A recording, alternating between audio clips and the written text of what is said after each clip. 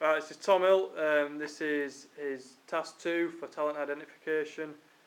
He's going to be looking at describing and evaluating current talent identification programs for a selected sport.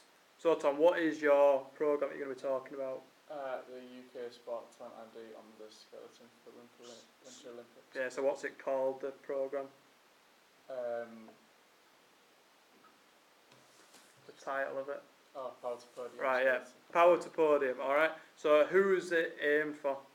It's aimed for male and females aged from 17 to 25, currently competing at regional level sports, but it doesn't have to be skeleton. Right, yeah, good. So do they have to have done skeleton before or be interested in it? No, they just need to be competing at regional level above and have the desire and will to drive. Good. So how do they apply for it?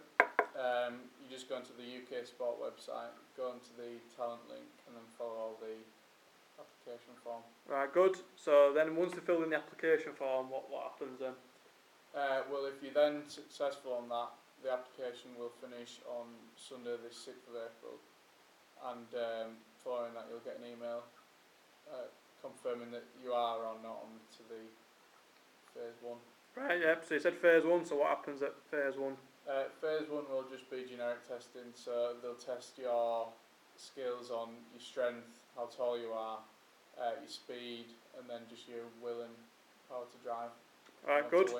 Right, so yeah, phase 1 generic tests, and then once they've done that, what happens next? What's phase 2? Phase 2 will be more testing onto the sport, so it'll be more in-depth testing, so how you'll be able to do in that sport and what tests you'll need to compete. So yes, strength. So obviously power, yes, yeah. Power's quite important, speed and strength, so what kind of tests would they be doing for that? They'll be doing rowing, sprints, and then they'll just test your fatigue, things like that. Right, good. Right, so that's phase 2, then once they've done that, what's phase 3? Phase 3 will be actually testing you on the sport and how you can act in the situation on the skeleton. Right, so they're looking at more like skills and like ability. Skills of the sport, and then how you adapt to different things in the sport. Right, good. What are the strengths of this program then? The strengths of this program is that it's quite open range, so a lot of people can apply for it. Right, good, yeah. Which means you have a wider place to pick people from. Mhm. You already know if you think people are going to be able to compete in the Olympics because you've tested them. Right, yes, they're going to have the physical capabilities, yeah. And then as people start to drop out, you know the mental toughness, and right, they are able to compete in the Olympics. Right, good. Won't just bottle it. Right, is there a cost attached to this? The only downside will be that the travel and the times, so that if one event was in Bath somewhere, somebody from here would have to travel to that, and then if somebody was ill on the day, they wouldn't be able to compete. Right, yeah, so I'll say it's just one chance.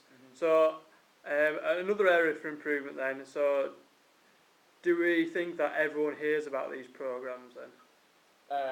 Not really, because it's not wide enough, it's just online. You don't really see them on adverts or in papers that often.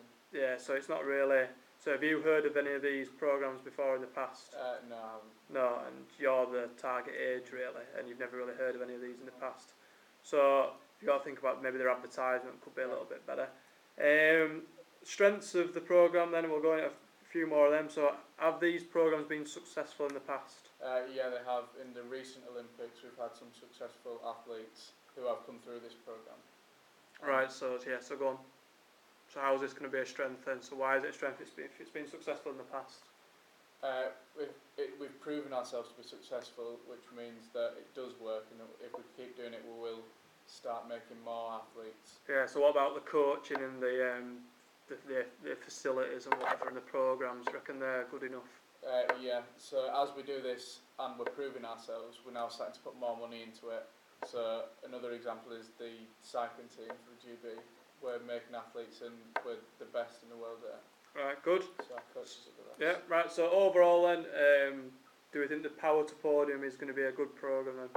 Yeah, I do, because I think it'll drive and make better athletes. So looking In at sports. weighing up the strengths and areas for improvement, then you think it's going to be a good program? Yeah, I do. Right, why? Because the weaknesses are just the cost and the travelling, but compared in the long term, you're creating athletes that have the desire and the drive to want to win an Olympic gold.